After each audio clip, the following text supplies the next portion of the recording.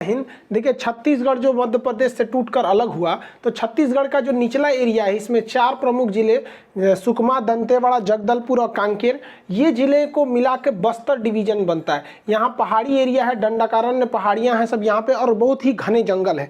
इन घने जंगलों में अप्रैल से जून का महीना जो पतझड़ का महीना होता है, तो इसमें पेड़ पौधों की पत्तियाँ गिर जाती हैं, जिससे हमारे CRPF, कोबरा कमांडो जो आगे डिस्ट्रिक्ट फोर्स है, उनकी मूवमेंट पर नक्सली नज़र रख सकते हैं और उन्हीं पर अचानक हमले करते हैं। इस बार भी ऐसा ही हुआ, हमेशा से पतझड़ के मौसम में उनके हमले बढ़ जाते हैं और इसमें 22 जवान शहीद हो गए, बहुत जख्मी हो गए थे। ऐसा हुआ था एक्चुअली 20 मार्च से ही हमारे CRPF के कमांडो, कोबरा कमांडो जो वहाँ के डिस्ट्रिक्ट पुलिस है, उन लोग का एक संयुक्त जो ऑपरेशन चल रहा था वो 20 मार्च से ही चल रहा था। इसी में हमारे सैनिक जाते थे। एक्चुअली होता क्या है कि हमारे जो सैनिक होते हैं या कोबरा कमांडो, वो अटैक कब करते हैं सब, जब उन्हें सूचना मिलती है अपने मुखबिरों के द्वारा, या फिर वो रेडियो जो कम्युनिकेशन होता है उन्हें इंटरसेप्ट कर लेते हैं। तो रेडियो पे ही नक्सली भी बात करते हैं, ये लोग भी बात करते हैं, कभी कभी इंटरसेप्ट कर लेते हैं, तो उनकी सूचना मिल जाती है। तो हमारे कमांडो जो उन पर गए थे छापा मारने, बट वहाँ कोई मिला नहीं। तो लौटने के वक्त में इन लोग को ड्रोन जो थे, इनका जो ड्रोन होता है भारतीय, जो भारत के पास कोई भी ड्रोन अभी हमलावर ड्रोन नहीं है। हमलावर ड्रोन की अभी डीलिंग हो रही है, हो जाएगा तब होगा। तो उस पर इन लोग को खबर आने लगा कि भाई नक्सली इन्हें चारों ओर से घेर रहे हैं, वो यू शेप में इन्हें घेर रहे थे नक्सली, इन्हें चारों दिशा से। तो हमारे जो कमांडोज थे वो फंसते जा रहे थे सब। इन्हीं में से अचानक जब हो गया तो इन्होंने अम्बुश लगा दिया। अम्बुश क्या होता है, टेक्निकल वर्ड होता है, जिस तरह से किसी जगह पे जासूसी करने को फौज में टेक्निकल भाषा में पेट्रोलिंग करते हैं, उसी तरह अचानक हमला करने को अम्बुश कहते हैं। और यह हमला बहुत खतरनाक था। इसमें 2 खतरनाक हथियारों का यूज किया गया। आरपीजी होता है, रॉकेट प्रोपेल्ड ग्रेनेड होता है, और अंडर ग्रेनेड लॉन्चर होता है। वो इनडायरेक्ट फायर करते हैं। इन्हें फायर करना भी आसान होता है। पहले क्या था, इनका रेंज 400 मीटर है, तो 400 मीटर गोली से अगर गोली मारेंगे तो 400 मीटर जो निशाने पे आएगा वही लगेगा। बट ये जहां जाता है 400 मीटर तो वहां जाता है, उसके बाद ब्लास्ट करता है, तो 11 मीटर के दायरे में तो जो रहेगा वो डायरेक्ट हिट करेगा। उसके बाद भी इसके स्प्लेंडर यानी इसके जो बाहर के छर्रे होते हैं उससे जख्मी हो जाता है कई सैनिक। तो इसका प्रयोग किया गया, यही सबसे ज्यादा घातक पहुंचाया इस हमले में। इस अम्बुश में हमारे कमांडो जो थे वो घिर गए थे, और जो रीइंफोर्समेंट था यानी जो इनके मदद के लिए जो फौज बुलानी थी, वो उनको भी पूरी एक्यूरेट लोकेशन नहीं पता चल पा रही थी। तो रीइंफोर्समेंट भी बहुत देर से पहुंची, और इसमें सबसे ज्यादा घातक हो गया कि हमारा जो रीइंफोर्समेंट था ये तो लेट से पहुंचा ही। इनके पास कोई छुपने के लिए बख्तरबंद इस तरह की गाड़ियां भी नहीं थी। हालांकि जंगलों में हर जगह इन गाड़ियों को ले भी नहीं जाया जा सकता है।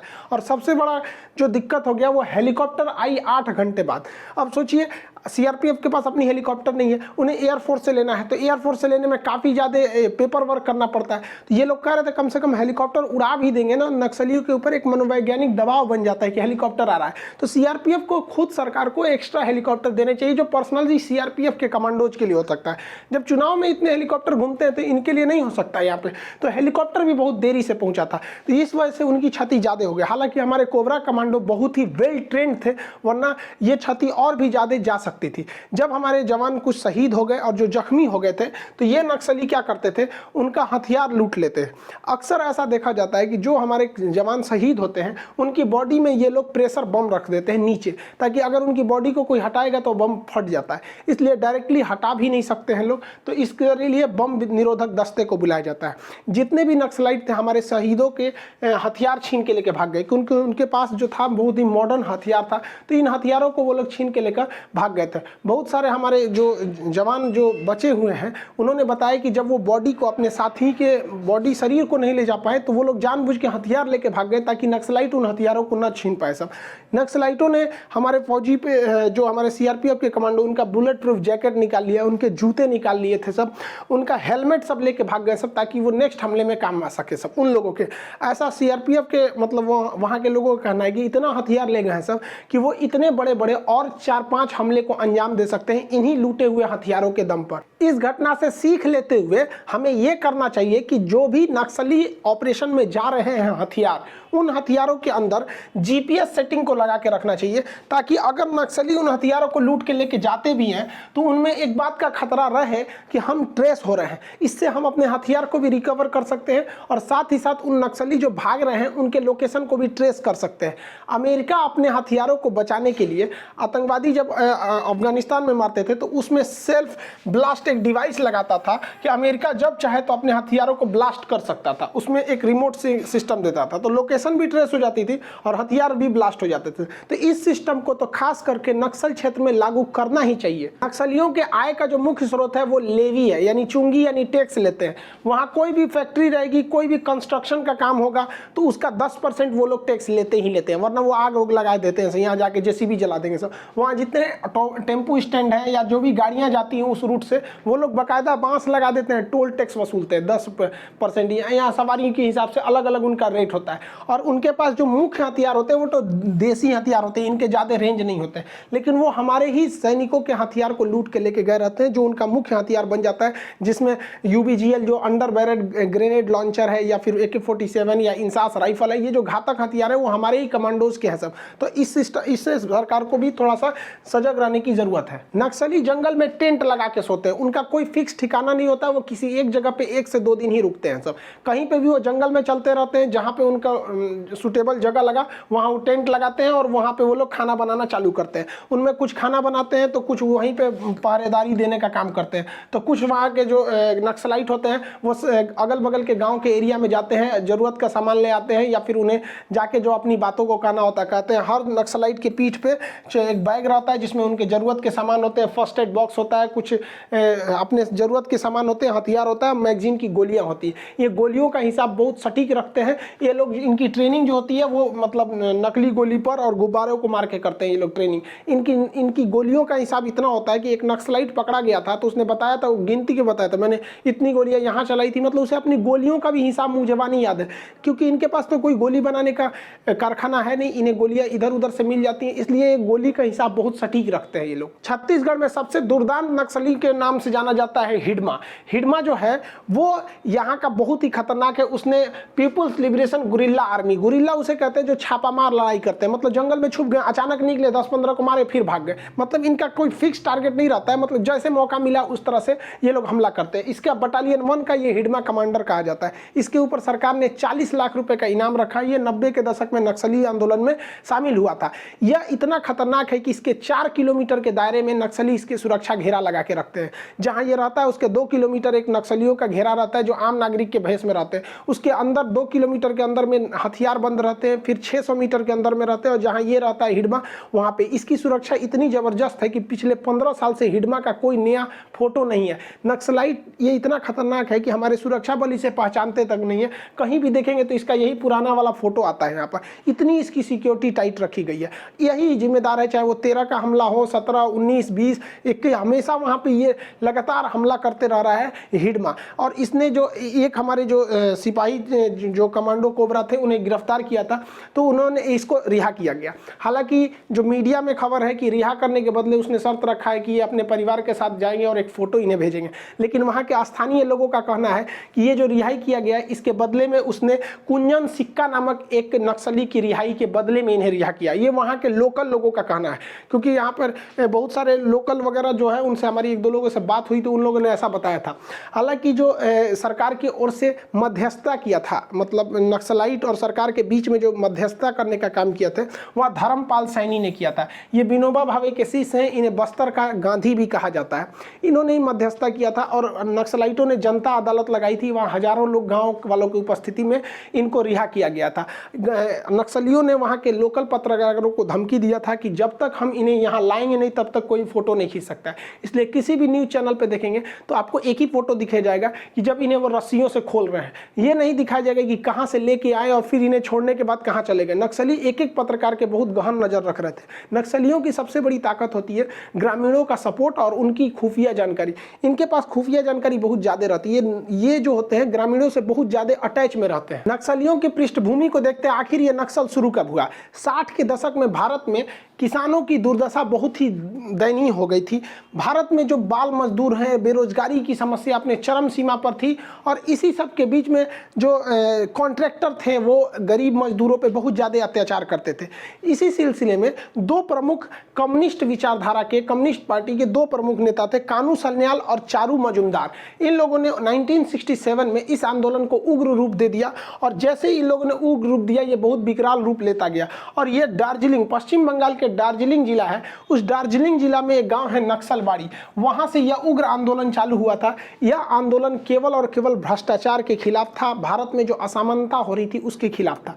वर्तमान में नक्सल आंदोलन जो है यह कम्युनिस्ट का ही एक रोल है, यह अपने खुद के रास्ते से भटक गया है। लेकिन इसकी एक ही है कि भैया ये सरकार के साथ ये कहते हैं कि समानता का भाव रखें। भारत में असमानता किस तरह है, आप बस इस बात से अंदाजा लगाइए कि भारत में एक और तो इतने अमीर लोग हैं कि टोटल भारत का 73% पैसा केवल 1% लोगों के पास है। यानी भारत के केवल 1% ऐसी आबादी है जो कुल पैसे का 73% उन्हीं के पास रहती है। उनके पास हर सुख सुविधाएं हैं, ये भारत का ही सीन है। उनको छुट्टियां मनाने के लिए है, एक से एक रेस्टोरेंट है, पैसा है, बहुत है। लेकिन यही वो भारत है जहां एक तरफ इतनी भयानक गरीबी है जिसका कोई हद नहीं। इसी के खिलाफ लड़ाई है नक्सल की लड़ाई, और ये लड़ाई बहुत आगे चली गई। और किसानों को अपने फेवर में ले लेते हैं। अब किसानों की भारत में सुनने वाला है कौन? महाराष्ट्र के नागपुर से हजारों किसान जो थे वो दिल्ली की यात्रा के लिए कूच कर गए। लेकिन हमारे न्यूज चैनल पे बैठे बिस्कन्याओं को तो ये समझ में आया नहीं, ये कोई मीडिया नहीं बना। लेकिन वही कोई बॉलीवुड की सेलिब्रिटी कुछ बोल देगा तो उसको बहुत ज्यादा दिया जाएगा तवज्जो। आप देखेंगे यही हाल हो गया दिल्ली बॉर्डर पे, जो सिंघू बॉर्डर, गाजीपुर बॉर्डर, यहाँ जो किसानों का था वो अजीब सिचुएशन में रह गया है। मतलब अब उसे कोई कवरेज ही नहीं दे रहा है, ना ही कोई उसे सीरियस ले रहा है। ये एक समस्या है यहाँ पर। अब नक्सलाइटों को ऐसी ही चीजों में एक बहाना मिल जाता है कि देखो भैया सरकार तो तुम्हारा कोई सुन नहीं रहा है, इससे अच्छा तुम हमारे जनता दिन अदालत में आ जाओ, यानी जनता की अदालत में। तो नक्सलाइट लोगों को समझाने में मतलब कामयाब हो जाते हैं ऐसी घटनाओं को देखते हुए। तो ये नक्सलाइटों को जनता के बीच में पकड़ बनाने का एक मौका दे देती है। हालांकि ऐसा नहीं है कि नक्सलाइटों के खिलाफ सरकार ने कुछ कदम नहीं उठाए हैं। जो भी सरकार है पिछले से लेकर अभी तक में कुछ ना कुछ कदम अच्छे उठाए ही हैं। 2008 की बात करेंगे तो भारत में 233 जिले थे जो नक्सल प्रभावित थे। वर्तमान में समय में लगभग 90 जिले हैं जो नक्सल प्रभावित हैं, यानी टोटल 11 राज्य के 90 जिले नक्सल प्रभावित हैं। तो इसमें एक अच्छी बात यह है कि नक्सलाइटों की संख्या घट भी रही है, लेकिन कुछ गलत बात यह है कि कुछ ऐसे भी जिले हैं जहां पहले नक्सल समस्या नहीं थी, अब वहां भी नक्सलों को देखा जा रहा है। इसमें मुख्य रूप से जो जिले राज्य आते हैं पश्चिम बंगाल, झारखंड, बिहार, उड़ीसा, छत्तीसगढ़, ये मुख्य रूप से प्रभावित है। इसके अलावा भी टोटल 11 राज्य हैं यहाँ पर जहां जहां नक्सली होते हैं उस एरिया को रेड कॉरिडोर के नाम से जाना जाता है। तो ये अब एक अर्बन नक्सल शब्द आया है। वो अर्बन नक्सल का मतलब होता है वैचारिक रूप से, जैसे ये यहाँ पे तो हथियार रूप से ये लोग लड़ाई करने लगते हैं, तो वहाँ वैचारिक एक इन लोग को सपोर्ट मिल जाता है कि सहानुभूति के तौर पे कि मतलब गवर्नमेंट अगर गरीबी नहीं दूर करेगी तो ये भी एक तरह से कहिएगा कि अगर असमानता नहीं रहेगी तो ये बस्तर वगैरह वाले एरिया में बहुत ज़्यादा असमानता है। अब ये नक्सल समस्या कितना खतरनाक है, जब मनमोहन सिंह प्रधानमंत्री थे तो उन्होंने कहा था कि देश के लिए सबसे बड़ी चुनौती नक्सल समस्या है। आप एक आंकड़े को देखिए, हम 10 साल का आंकड़ा लिए हैं 2009 से लेकर 2019 तक। ये 10 साल में 2009 से 2014 तक मनमोहन सिंह प्रधानमंत्री थे और 14 से लेकर 19 तक मोदी जी थे, लेकिन दोनों के एक एक कार्यकाल को हमने इसमें शामिल किया है। इन 10 सालों में जो नागरिकों की मौत हुई है वो नक्सली हमले में 2191 नागरिकों की मौत हुई है नक्सली हमले में, जबकि कश्मीर में जो आतंकवादियों से हमला हुआ है वो केवल उसमें 384 नागरिकों की जान गई है। यानी नागरिकों की जान लेने में नक्सली ही ज़्यादा खतरनाक है। अब हम बात करते हैं हमारी जो सुरक्षा में लगे हुए जवान हैं वो कितने शहीद हुए हैं। नक्सली हमले में अब तक 1342 जवान शहीद हुए हैं, ये इतना बड़ा आंकड़ा है। जबकि जम्मू कश्मीर में इन 10 सालों में 2009 से 2019 के बीच में इन 10 सालों में 675 जवान शहीद हुए हैं। यानी यहाँ से देखेंगे तो दोगुना नक्सलियों के मुठभेड़ में हमारे जवान शहीद हो रहे हैं। बात करते हैं हमलों की, तो नक्सलियों ने इन 10 सालों के बीच में 2045 हमले किए हैं, जबकि जम्मू कश्मीर में जबकि उसको पाकिस्तान का खुलेआम समर्थन है वहाँ 1850 है। अगर आप देखेंगे तो नक्सली जिसे आप इग्नोर कर रहे हैं किसी भी तौर पे अगर देखेंगे तो हमारे यहाँ पे टॉप प्रायोरिटी लिस्ट में भी नक्सली समस्या नहीं है। अगर हमले ना हो नक्सली के इतने बड़े बड़े तो लोग भूल जाएंगे भारत में नक्सली समस्या भी है, जबकि आप रियलिटी देखिए जम्मू कश्मीर से ज़्यादा खतरनाक यहाँ पर हो रहा है। लेकिन इसे मीडिया उतना तवज्जो नहीं देती है जो उनको और आगे बढ़ने के लिए हौसले दे देते हैं। ये नक्सली हमला बंगाल चुनाव में कहीं ना कहीं धूमिल पड़ता दिख रहा है। हमारे ओर से भी कुछ गलतियां हुई थी जो कि नक्सली हमलों को बढ़ावा दे दिया। 2005 से पहले नक्सली बहुत कुछ ज़्यादा हमला नहीं करते थे। लेकिन 2005 में महेंद्र कर्मा नामक एक नेता थे, ये पहले बीजेपी में थे, फिर आके कांग्रेस में आ गए, कांग्रेस में भी ये बहुत बड़े पद पर भी थे। तो ये 2005 में इन्होंने एक आंदोलन चालू किया, सलवा जुडूम। सलवा जुडूम के तहत इन्होंने ग्रामीणों को हथियार दे दिया। 15-16 साल लड़के, 18-18 साल के लड़कों को इन्होंने हथियार थमा दिया और जहां नक्सलाइट मिले वहां मार दो। अब आप बताओ भाई, अगर आप 18 से 20 साल के लड़कों को हथियार दे देते हो तो नक्सलाइट को ज़्यादा मारेंगे कि अपनी पुरानी रंजिश निकालने लगेंगे? तो ऐसा कई बार देखा गया कि ये नक्सलाइटों को तो मारते थे, नो डाउट ये बात सही है कि सलवा जुडूम में बहुत सारे नक्सलियों को भी मारा गया, लेकिन ये लोग अपनी पुरानी रंजिश में किसी से दुश्मनी है उसे जाके मार दिए।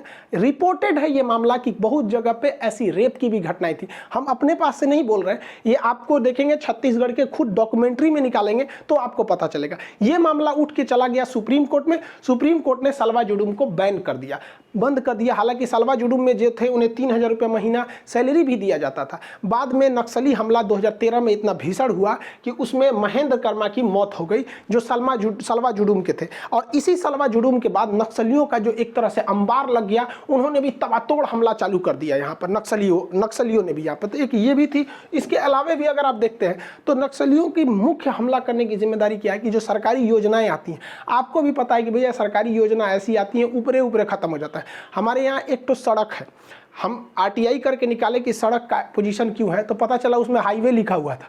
मतलब ऐसा सड़क है कि 2 गाड़ी आमने सामने आ जाती है तो एक को रुकना पड़ता है तब क्रॉस करती है। अब पेपर वर्क पे वह हाईवे है। इतना खतरनाक करप्शन होता है। तो सरकारी योजनाओं में दो धांधली होती है।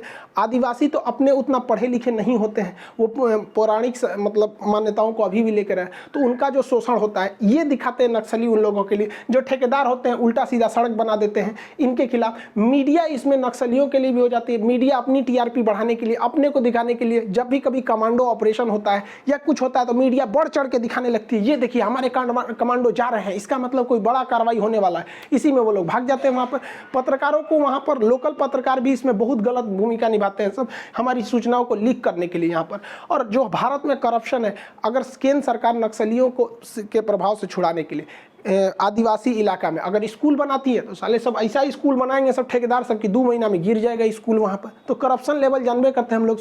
करप्शन को ख़त्म करने में हम लोग 86 रैंकिंग पर है। हद है भैया करप्शन हम लोग के यहाँ पे। हर चीज़ में भैया हमारे यहाँ पॉलिटिक्स। ये सरकार कहेगी कि हमारे यहाँ कम हमले हुए, ये कहेगी हमारे यहाँ कम हमले हुए।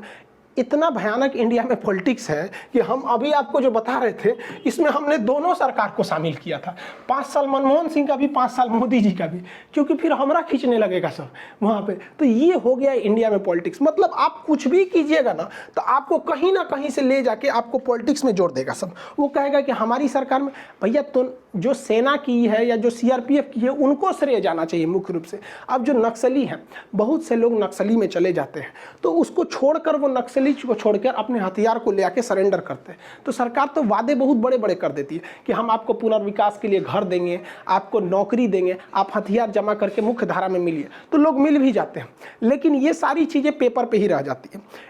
ऑन रिकॉर्डेड है कि केवल 30% लोगों को पुनर्वास मिला है। अभी भी 70% जो नक्सलाइट छोड़कर आए हैं, अब बेचारों को उनके लिए दिक्कत ये है, सरकार उनका सुन नहीं रही है और अब नक्सलाइट उनको खोज रहे हैं कि तू भाग के गया है, मार डालेंगे तुमको यहाँ पर। तो ये एक समस्या है। आप इनको तो छोड़िए भाई साहब, पुलवामा में जो शहीद हुए हैं लोग ना, उनके बहुत सारे ऐसे लोग आपको मिल जाएंगे न्यूज़ पे कि उनको कुछ नहीं मिल पाया। जो वहाँ शहीद हो रहे हैं उनको मिल ही नहीं रहा है। तो ये नक्सल छोड़ के आए ऐसे, इनको कौन उतना ध्यान से देता है यहाँ पर। इसके बाद भी क्या होता है कि जो नक्सली छोड़ कर आते हैं, बहुत बार जो वहाँ डिस्ट्रिक्ट गार्ड पुलिस है वो क्या करती है, उन्हीं नक्सलिटों को फिर से हथियार देकर पुलिस में शामिल कर देती है और अग्रिम पीढ़ी में उसको रख देते हैं सब। अब वो सोचते हैं कि भाई हम वो बलि का बकरा बना रहे हैं। तो कई बार ऐसा भी हुआ है, ये रियल घटना है कि नक्सली छोड़कर मुख्य धारा में आए थे, लेकिन यहाँ उतनी सुविधाएं जो सरकार ने कहा था नहीं मिल पाया, तो फिर लड़ाई पे भी गए। अब पुलिस के साथ लड़ रहे थे और बीच में जाके वो नक्सलियों से मिल गए, तो ये बहुत घातक हो गया। तो हमारे सामने इन नक्सली जो समर्पण कर रहे हैं ना, उनके प्रति हमारे लिए सांप छछूंदर का स्थिति है। हम 100% बिलीव करें तो कैसे करें? आप खुद सोच सकते हैं 100% हम आंख बंद करके बिलीव उन पर कर नहीं सकते। हालांकि नक्सलियों की समस्या को समाधान करने के लिए सरकार ने बहुत बड़े बड़े कदम उठाए। राजनाथ सिंह ने समाधान योजनाओं को चालू किया। ये समाधान योजना 8 सूत्री कार्यक्रम है, जिसके तहत वहाँ पर स्मार्ट लीडरशिप को देना है, एग्रेसिव स्ट्रेटजी अपनानी है, ट्रेनिंग देना है, सर्विलांस को रखना है, ये सारी चीज़ों को करना है। इसी के तहत वहाँ पे अच्छी सड़कें बनाई जा रही हैं, कनेक्टिविटी के लिए पुल बनाया जा रहा है। अब नक्सली क्या करते हैं, इन्हें तोड़ देते हैं, तो जनता का मतलब जो लगाव है नक्सलियों के प्रति वो भी टूट रहा है कि भैया ये सड़क तो हमारे लिए, पुल तो हमारे लिए। वहाँ पे ट्रांसमिशन लाइन, बिजली की सुविधा, मोबाइल टावर ज़्यादा से ज़्यादा उपलब्ध कराया जा रहा है ताकि वो लोग मुख्य धारा में मिल सके और नक्सलियों से दूरी बना सके। यहाँ पर सरकार ने भी वहाँ पर स्कूल खोले हैं, हॉस्पिटल खोले हैं। अब नक्सलाइट कहते हैं वहाँ मत जाओ, सरकार को भी करना चाहिए। जिस तरह से एक मतलब हम लोगों ने वैक्सीन लगाने के लिए एक उम्र की श्रेणी बनाई है ना कि 45 से 60 वालों को, 60 से ऊपर वालों को, जितने विदेशों में हमने वैक्सीन मतलब निर्यात किया है वहाँ पे, अगर उससे कुछ ही वैक्सीन की मात्रा में हम लोग आदिवासियों को वैक्सीनेशन कर सकते हैं, इससे कि हम उनका दिल जीत सकते हैं कि देखो भैया भारत में एक ऐसी भी स्कीम है कि नहीं आदिवासियों को भी वैक्सीन लगेगी। तो इससे क्या है कि उनका एफेक्शन तोड़ना है, नक्सलियों के प्रति उनका जो स्नेह है उसे तोड़ना है कि नहीं सरकार हमारा भी ख्याल रख सकती है। नक्सलाइटों को तो वैक्सीन उनके पास कहाँ से आएगा, तो सरकार इन्हें भी दे सकती है। हालांकि हमारा संविधान जिस हिसाब से लिख कर गया है इसमें नक्सली समस्या कभी उभरने ही नहीं देता। संविधान के कॉन्स्टिट्यूशन का जो 5वीं अनुसूची है, 5वीं अनुसूची में SC ST यानी जनजातियों के लिए कहा गया है कि एक अलग से ट्राइबल एडवाइजरी कमेटी बनाई जाएगी। यह कमेटी पंचायती राज की तरह ही लागू होगा, लेकिन वो अपने क्षेत्र की स्थितियों के हिसाब से नियम कानून बना सकता है। अब आदिवासियों का रहन सहन, पहनावा वो अलग होता है, उन्हें आप भारत की मुख्य भूमि से या मुख्य कल्चर से जोड़ के देखेंगे तो उतना सुटेबल नहीं हो पाएगा, इसलिए आप उसका पूरी तरह से सुटेबल समाधान भी नहीं कर सकते। तो भारत सरकार को भी इमीडिएटली सख्ती से अनुसूची 5 को लागू करना चाहिए जिससे कि ये समस्या का त्वरित समाधान हो सके। लेकिन बैकडोर से सख्ती भी जरूरी है। हमारे CRPF के लिए भी स्पेशली हेलीकॉप्टर्स होने चाहिए ताकि वो वहां से अटैक कर सके जंगल में। हालांकि हर जगह हेलीकॉप्टर सक्सेस नहीं होंगे, जहां घने जंगल है वहां नहीं होंगे, लेकिन हाँ मनोवैज्ञानिक दबाव वहां पे जरूर बनेगा। उनके मूवमेंट पे हम नजर रख सकते हैं, बहुत लंबी दूर पे नहीं भाग सकते वहां पर। और हेलीकॉप्टर्स में जो गन लगे होते हैं इनका रेंज ज्यादा होता है, ये काफी हाइट पे उड़ते हैं, यानी ये एक जगह खड़े भी रहेंगे तो नक्सली उन्हें मार नहीं सकते क्योंकि नक्सलियों का रेंज 400 मीटर होता है। हेलीकॉप्टर को 1000 मीटर के ऊपर रख दीजिए तो ये मार ही नहीं सकते उनको। स्टिंगर या ईगला मिसाइल से मारेंगे तो फिर सेना आ जाएगी वहां पर, तो ये अपने पैर पे कुल्हाड़ी मार देंगे। वर्तमान में हमारे पास कोई भी हमलावर ड्रोन नहीं है, हमारे पास केवल सर्विलांस ड्रोन है, जो सबसे बड़ा हमारे लिए कमी की बात है। हमें नक्सली ऑपरेशन के लिए ड्रोन की जरूरत है। तालिबान आतंकवादियों को अमेरिका ने बिना जमीन पर उतरे ड्रोन से ही मार के खत्म किया था, तो ये ड्रोन का यूज हमें ज्यादा से ज्यादा करना। बख्तरबंद गाड़ियां, हालांकि बख्तरबंद गाड़ियां हैं हमारे पास लेकिन पर्याप्त संख्या में नहीं है। आप देखिए अगर हमारे पुलवामा में जो सैनिक जा रहे थे अगर वो बख्तरबंद गाड़ी में जाते तो उतना बड़ा ब्लास्ट नहीं होता, लेकिन ये गाड़ियों की भी अपनी सीमा है, जंगल के अंदर ये नहीं घुस सकते हैं वहां पर। इसके और यहाँ पर और रही बात पारा SF कमांडो या जो स्पेशल फोर्सेज है, तो इसके लिए अब कोबरा के साथ साथ स्पेशल कमांडोज को भी लाना चाहिए जो पूरी तरह से वेल ट्रेंड है ऐसे ऑपरेशन को करने के लिए। और अभी जो टेक्नोलॉजी देखिए नक्सलाइट जो है सब वो प्रकृति नेचर का फायदा उठा के छुप रहे हैं, तो उन्हें ढूंढने के लिए हमें टेक्नोलॉजी का फायदा उठाना पड़ेगा। हमारे पास रडार है, हमारे पास थर्मल इमेजिंग कैमरा है, वो कितना भी छुप जाएंगे ना थर्मल इमेजिंग कैमरा उन्हें पकड़ लेगा क्योंकि वो हीट को पकड़ता है, टेम्परेचर को, टेम्परेचर में आराम से पकड़े जाएंगे। वहाँ आप मोशन डिटेक्टिव चिप लगा सकते हैं कि वहाँ कहीं भी हलचल होगा तो बता देगा कि यहाँ पे हलचल हो रहा है इस टाइप का। तो टेक्नोलॉजी का हम जितना ज़्यादा प्रयोग करेंगे नक्सलियों पर हम भारी पड़ेंगे, क्योंकि नक्सली इस तरह के जंगल में घुस जाते हैं। यहाँ आप अगर उनको पैदल पैदल खोजेंगे पता चला कोई एक तो पेड़ पर बैठा है, कोई इधर है कि इधर है, बहुत सारा दिक्कत हो जाएगा। तो हमें क्या है कि अलग अलग जगह पे कहीं कैमरेज वगैरह टेक्नोलॉजी वाली चीज़ों का यूज करेंगे तो ही हम उनसे जीत सकते हैं। वरना हालांकि नक्सलियों को भी देखिए वो जब भी हमला करेंगे तो अप्रैल से जून के महीने में पतझड़ के समय, ताकि उनको भी हमारी सैनिकों के मूवमेंट नहीं दिख पाते हैं सब। और अभी के वक्त में तो जासूसी बहुत ज़्यादा जरूरी है, नक्सलियों की इंटेलिजेंस का होना जरूरी है। हमारे खुद के जवान नक्सलियों में होने चाहिए जो उनके हर एक चीज़ों की सूचना दे सके। तो इस तरह की हमारे पास अगर रहेगा, और ऊपर से सैटेलाइट निगरानी, आजकल सैटेलाइट बहुत एडवांस आ गए हैं, वो जमीन के अंदर क्या है ये पता कर ले रहे हैं, तो सोच रहा जंगल में कौन छुपा है ये कैसे नहीं पता चल पाएगा। देखिए दरअसल नक्सलाइट जो है वो कम्युनिस्ट की एक विचारधारा है। जर्मनी के एक फिलोसफर थे कार्ल मार्क्स, इन्होंने तो खुद कभी जीवन में एक गोली नहीं चलाई, लेकिन इनकी लिखी किताब कम्युनिस्ट मैनिफेस्टो ने पूरी दुनिया में गोली चला दी। इन्हीं की विचारधारा को हम कम्युनिस्ट कहते हैं। तो जो मार्क्स के कम्युनिस्ट को मानते हैं उन्हें कहते हैं मार्क्सवादी कम्युनिस्ट। अब रूस में आया एक लेनिन, तो तो उसने एक अपनी अलग विचारधारा रहा, तो लेनिनिस्ट हो गया। उसी में आया स्टालिन रूस में, तो उसकी कम्युनिस्ट की विचारधारा अलग थी, तो वो एक स्टालिन हो गया। चाइना में आया माओ, तो माओ की कम्युनिस्ट धारा अलग थी, तो उसे माओइस्ट कहा गया। और इन्हीं माओ की विचारधारा से प्रेरित है नक्सलाइट। तो कम्युनिस्ट जब समझेंगे तो कम्युनिस्ट में भी हम अब समझ जाएंगे कि मार्क्सवादी क्या था, कम्युनिस्ट पार्टी मार्क्सवादी, लेनिनिस्ट, नेपाल में अभी लेनिनिस्ट है, स्टालिन क्या था, माओ क्या था, नक्सल